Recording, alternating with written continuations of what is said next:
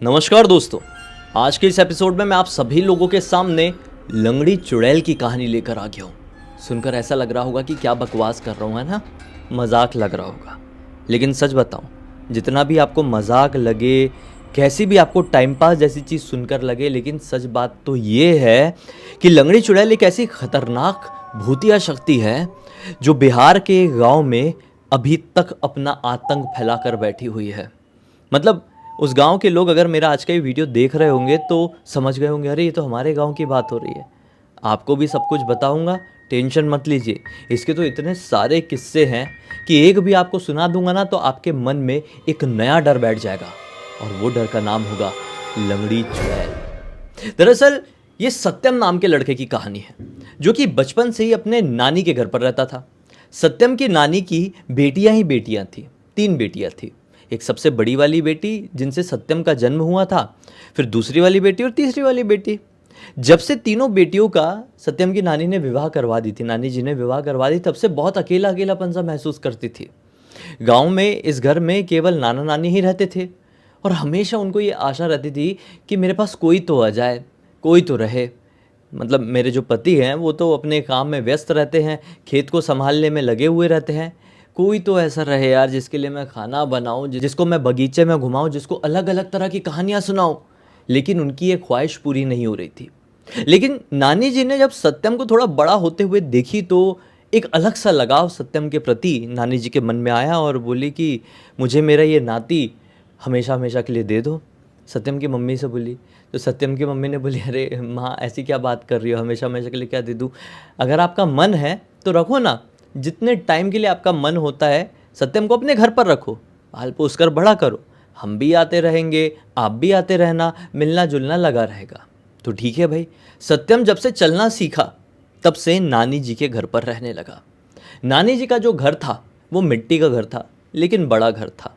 मिट्टी का घर, ऊपर जो छत थी ना, वो समझ लो मिट्टी वाली जो छत होती है गांव में, जो पतली पतली ऐसी उसकी होती है। आप समझ रहे होंगे मैं किसकी बात कर रहा हूँ, जो ईंट के कलर का होता है, खपरेल कुछ कुछ जगहों पर बोलते हैं।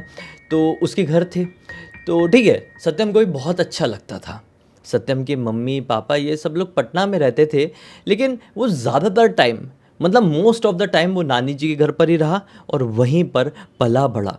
नानी जी के गांव में ही एक स्कूल था, वहीं पर उसका एडमिशन भी हो गया था। लेकिन सत्यम की बचपन से एक आदत थी, जब से थोड़ा सा उसने होश संभाला था ना, इसी जिद में था कि मैं अकेला सोऊंगा। उसको अकेला अपना कमरा चाहिए था, और नानी जी का घर तो बड़ा था, उसको मिल गया था। अब जैसे ही समझ लो नानी जी का घर है, उनके बाजू में ना एक रास्ता था, एक गली। उस रास्ते से पीछे तरफ के खेत में जाया जाता था। ये नानी जी का घर, ये गली, फिर ये बाजू वालों का घर। सत्यम का जो कमरा था इस घर के सबसे आखिरी वाले कमरे में था। आखिरी वाले कमरे में सोता था भाई। रात बेरात समझ लो इतना सन्नाटा हो जाता था गांव में, छोटा गांव है ना, तो भयंकर सन्नाटा। तो बाजू वाली गली से कोई निकल के भी धीरे धीरे भी चलकर जाए ना तो बहुत क्लियर आवाज़ सुनाई दे। कई बार सत्यम तो छोटी छोटी सी चीज़ों से डरकर जाग जाता था। उसे भूत प्रेतों का डर नहीं था, लेकिन एक अजीब सा डर होता है मन में। देखो, आप भूत प्रेत पर विश्वास करते हो या ना करते हो, आप पूरी तरीके से नास्तिक भी हो, लेकिन कई कई बार कुछ कुछ चीज़ों से डर लगता है। वैसे ही सत्यम को भी लगता था, लेकिन वो इस डर को एंजॉय कर रहा था, वो इस लाइफ को एंजॉय कर रहा था, वो अपने नानी के गांव को, नानी के घर को फुल्ली एंजॉय कर रहा था। अब जो नानी जी का घर था उससे 200 मीटर की दूरी पर एक बगीचा था। ये बगीचा नानी जी लोगों का नहीं था, ये किसी और का था। लेकिन किसका था, इस बात की जानकारी बहुत ही रेयर लोगों को थी। ये बगीचा शायद उन लोगों को ही पता था जो बहुत ज़्यादा उम्र के हैं, उनको ही मालूम था कि किससे बिलोंग करता है भाई। और वो जो बड़े लोग थे, बुजुर्ग लोग थे, वो कभी बताते नहीं थे कि ये किसका बगीचा है। उस बगीचे के अंदर ढेर सारे पेड़ थे। उसमें कोई पानी वानी नहीं डालता था, लेकिन पता नहीं वो पेड़ जिंदा कैसे थे, फलते फूलते थे। उसमें 2 आम के पेड़ थे, उसमें ढेर सारे आम लगते थे। जामुन के पेड़ थे, जामुन भी ढेर सारी लगती थी। लेकिन गांव का कोई भी सदस्य अलाउड नहीं था कि उस बगीचे के अंदर जाकर वहां से आम या जामुन तोड़ ले।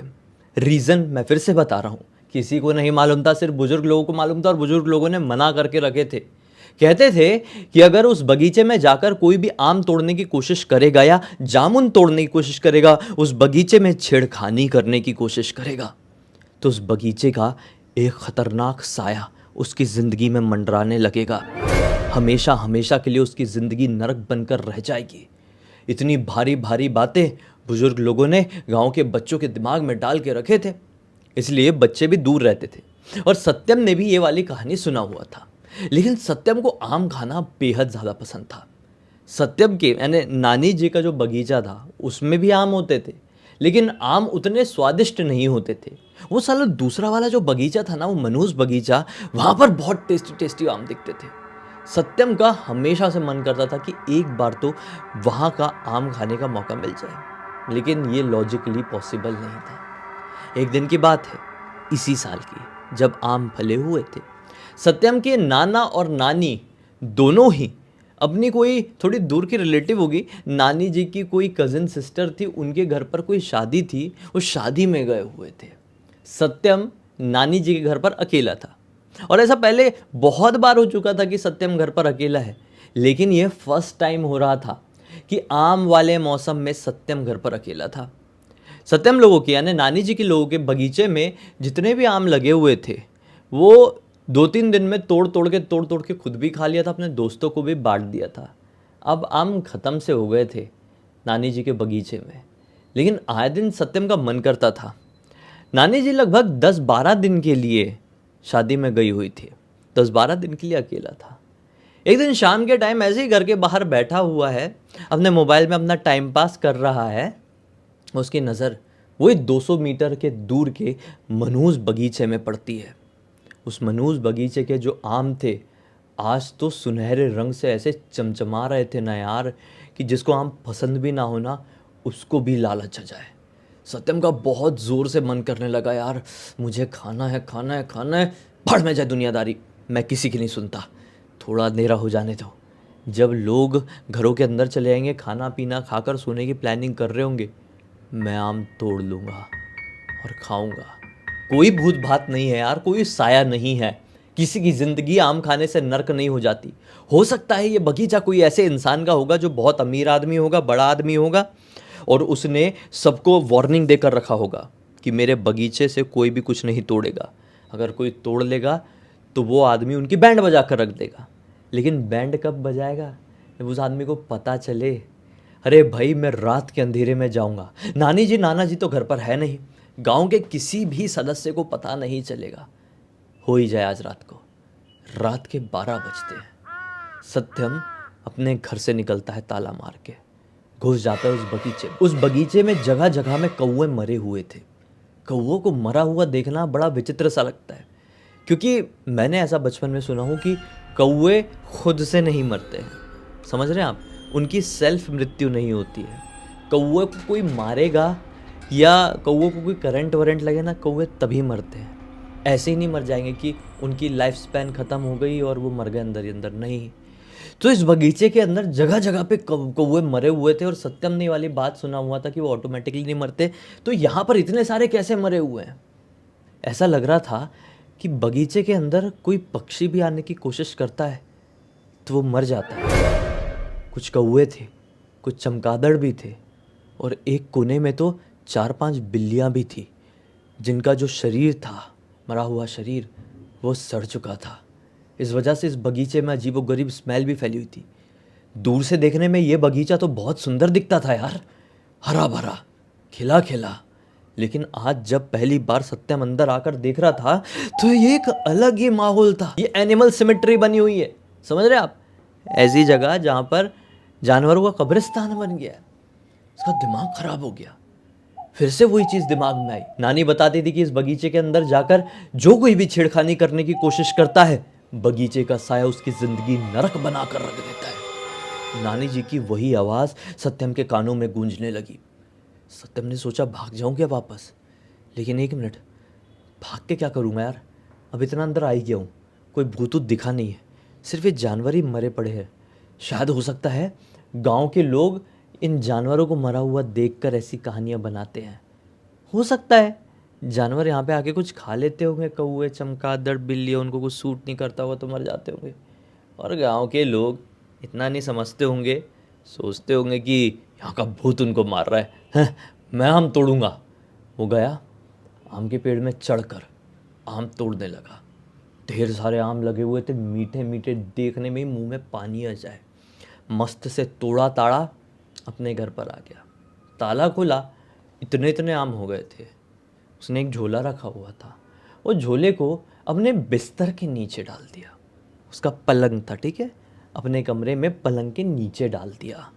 और बहुत मज़ा आया उसको, कोई भूत बात नहीं दिखा, टेस्टी टेस्टी आम भी मिल गए और एक अलग तरह का एडवेंचर भी हो गया लाइफ में। मैंने उस बगीचे को भी देख लिया जिसको मैं हमेशा 200 मीटर दूर से देखा करता था, और मस्त से सो गया। नींद भी अच्छी आई, कोई प्रॉब्लम नहीं हुई। अगला दिन निकला, पूरा नॉर्मल दिन। फिर रात आ गई। रात के आज भी 11:30 बजे हुए थे। सत्यम अपना खाना पीना खाकर मस्त से आराम कर रहा था। आज उसने खाना खाते समय 2 आम भी खाया था। आराम कर रहा था अपने बिस्तर में, थोड़ा स्लो साउंड में गाना लगा दिया था और सोने की तैयारी में था। अचानक से उसको उसके घर के बाहर से कुछ तो भी खटर फटर करने की आवाज़ सुनाई दी। जैसे उसका ये घर है, घर का मेन दरवाज़ा है, मेन दरवाजे के थोड़ी आगे से कुछ तो भी खटर पटर करने की आवाज़ सुनाई दी। ये बड़ा हैरान हो गया कि इतनी रात गए, गांव में कोई जागता नहीं है हमारे, ये साला खटर पटर कौन कर रहा है। बड़ा इग्नोर किया, हो सकता है कुत्ते बिल्ली लड़ रहे होंगे। करवट बदल के सोने की कोशिश किया, लेकिन वो खटर पटर की आवाज़ अब इसको इसके बहुत नज़दीक से आने लगी। ये क्या है? इतने नज़दीक से कि जैसे कोई दरवाजे के एग्जैक्टली सामने खड़े होकर कर रहा है। इसने सोचा कौन है कौन नहीं, अगर कुत्ता बिल्ली है तो डंडा पकड़ के डराता हूँ, बाहर निकलता हूँ। तो इसने अपने कमरे में रखा हुआ एक लकड़ा उठाया और धमधमाते हुए बाहर निकल गया कि मेरी नींद डिस्टर्ब कर रहे हो, हाँ, यही जगह मिली है लड़ाई करने के लिए। गुस्से में जैसे ही मेन दरवाज़ा खोला तो बाहर कोई जानवर नहीं दिखाई दिया। उसे अपने घर के थोड़ी आगे, वो बगीचे के एग्जैक्टली पास, एक औरत दिखाई दी जो कि लंगड़ी थी। जी हाँ, सफ़ेद रंग की साड़ी पहनी हुई थी, घूंघट डाली हुई थी, पूरे चेहरे को कवर करी हुई है। कोई बैसाखी वगैरह ऐसे हाथ में नहीं पकड़ी है, साड़ी को फोल्ड करके पहनी हुई है, नीचे से फोल्ड करी हुई है प्रॉपरली ऊपर तक, घुटने तक का उसने साड़ी फोल्ड करके रखी है, जिससे समझ में आ रहा है कि उसका एक पैर नहीं है और एक पैर है। एक पैर में उसने इतनी मोटी मोटी पायल पहनी हुई है, पैर के नाखून बड़े भयंकर तरीके से लंबे बड़े हुए हैं। अब आप सोच रहे होंगे कि रात के 11:30 बजे वो इतना क्लियर कैसे देख पा रहा है अपने घर से 200 मीटर दूर। तो ये बता दूं कि अच्छी खासी स्ट्रीट लाइट उस मोहल्ले में लगी हुई थी, उस इलाके में लगी हुई थी। इसलिए तो वो पिछली रात को 12 बजे आम तोड़ने गया था और सब ज़मीन अमीन का उसको दिख गया था नज़ारा। तो बगीचे के एग्जैक्टली पास भी लगी हुई थी, उसके घर के पास लगी हुई थी, बीच में भी 1-2 स्ट्रीट लाइट्स लगी हुई है और वो क्लियर देख रहा है। उसने नोटिस किया कि वो जो भी बुढ़िया है, जो भी औरत है, वो साली मेरे तरफ ही डायरेक्शन करके खड़ी हुई है। देख कहाँ रही ये तो समझ में नहीं आ रहा है। ये उसको देखने लगा जैसे ये कौन है।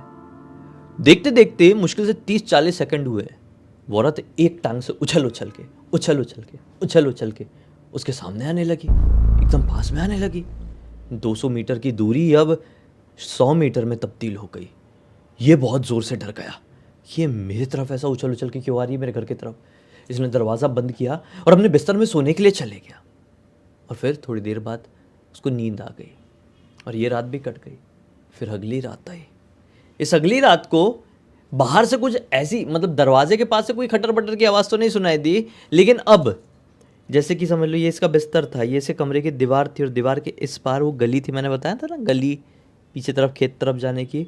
तो साला वो दीवार से एकदम सट के सोता था अपना बिस्तर ला के, तो उसको दीवार के उस पार से किसी की भी ठप ठप ठप ठप करके कूदने की आवाज़ सुनाई दी। बोला शिट, ये तो सेम उसी लहजे में आवाज़ आ रही है जिस लहजे में वो बुढ़िया कल बगीचे के पास से मेरी तरफ आ रही थी। कहीं वो बुढ़िया मेरे घर के बाजू में तो नहीं आ गई। इसने ध्यान से सुनने की कोशिश किया।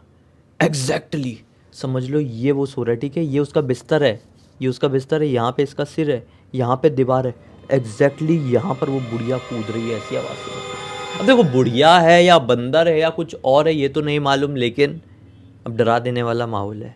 कई बार ये डर कर ऐसा उठ जाया करता था, मैंने आपको बताया था स्टार्टिंग में। इसकी पूरी तरीके से नींद टूट गई। वो आवाज़ थोड़े घर के पीछे तरफ गई, फिर वापस से ढप ढप ढप ढप करके आई और इसके दरवाजे के पास से वो आवाज़ ऊपर चढ़ गई छत के। छत मतलब वो जो खपरेल वाला इनका छत था ना घर का, उसके ऊपर चढ़ गई। अब कोई छत में उसके ढाप ढाप ढाप ढाप करके ऐसे आके पड़ रहा है। इसको तो डर की सीमा नहीं, इतनी जोर का डर लगा और मनी मन बजरंगबली का नाम लेने लगा, क्योंकि बजरंगबली के ऊपर ये शुरू से विश्वास करता था। थोड़ी देर बाद वो आवाज़ भी बंद हो गई और फिर इसको नींद भी आ गई। सेम टू सेम चीज़ रिपीट आने वाले 3-4 दिन तक हुई। 3-4 दिन तक। अब नानी को आने में केवल 1 या 2 दिन ही बाकी थे और अब इसको बहुत ज़्यादा डर लगने लगा था। एक दिन की बात है, ये होते होते हो गया था ना, 2-3 दिन 3-4 दिन हो गए थे। अब रात में ये सोने जाने वाला था। ये आवाज़ इसको 12 बजे के बाद ही सुनाई देती थी। एक और चीज़, ये रात में सोने जाने वाला था, सोचा मैं वॉशरूम से थोड़ा हल्का होकर आ जाता हूँ। खाना वाना खा लिया था, वॉशरूम गया, मस्त अपना हल्का हुआ। 8-10 मिनट बाद वॉशरूम से जैसे ही अपने कमरे में पहुंचा, क्या पाया कि इसने बिस्तर में जितनी भी चीज़ें रखा हुआ था, अपनी कॉपी किताब, या इसको कहानियाँ पढ़ने का शौक़ था, उसकी किताब, मोबाइल रखा हुआ था, मोबाइल का चार्जर रखा हुआ था, गद्दा था पलंग के ऊपर, सब कुछ था इसका, चादर वादर, वो सब नीचे फेंका पड़ा हुआ है। पूरा रूम तहस नहस है। इसका दिमाग ख़राब हो गया। साला मैं 8-10 मिनट के लिए वॉशरूम क्या चले गया, मैं ये क्या देख रहा हूँ? मेरा रूम ऐसा कैसा बिखरा हुआ है, ये किसने किया है? वो तुरंत ही अपने घर के मेन दरवाजे में गया। मेन दरवाज़ा तो अंदर से बंद है और अंदर आने का कोई दूसरा साधन है ही नहीं। वॉशरूम इसे कमरे से ही लगा हुआ था। इसका दिमाग ख़राब हो गया। बोले इसकी ऐसी की तैसी, ये क्या सीन हुआ है मेरे साथ? उसने पूरा सामान अमान जमाया, देखा इधर उधर फ्लैश लाइट ऑन करके, कोई दिखाई नहीं दिया।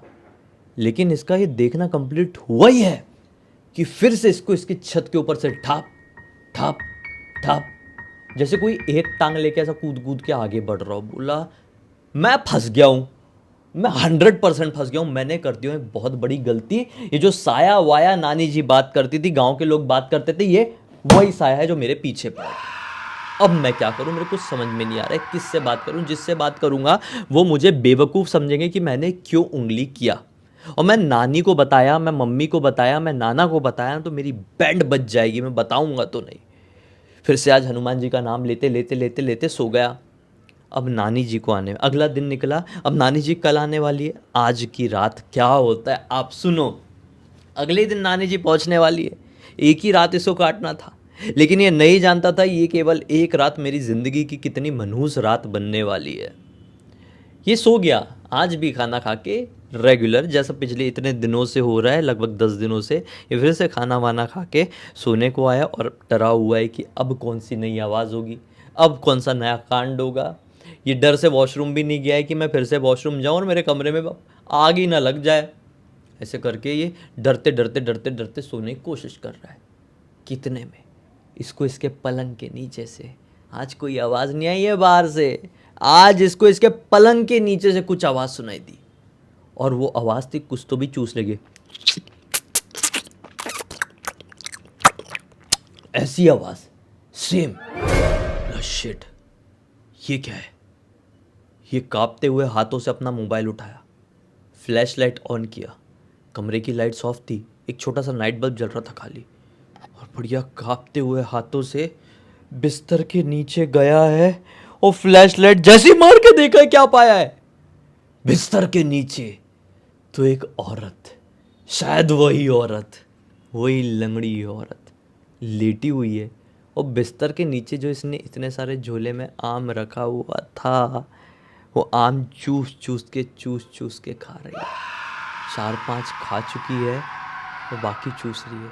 वो औरत ने लेटे लेटे घूंघट भी डाली हुई है, चेहरा नहीं दिख रहा है। अब वो घर के अंदर आ गई है, क्या करे? भागेगा तो पैर पकड़ के ऊंधे मुंह पलट ना दे और फिर मेरा फाड़ फूड़ के मेरे को ही ना खा ले, और मैं यहीं पर रह गया तो मेरे साथ क्या करेगी? ये सारे सवाल इसके मन में आने लगे कि हिम्मत जुटा के ये बोलता है, कौन हो तुम और ऐसे मेरे बिस्तर के नीचे क्यों आई? वो औरत कुछ जवाब नहीं देती है। फिर से बोलता है, तो तुम बता रही हो कि नहीं? क्या चाहिए तुमको? आम चाहिए तो लेके चले जाओ। हाँ गलती हो गई, तुम जाओ, लेकिन मुझे परेशान मत करो।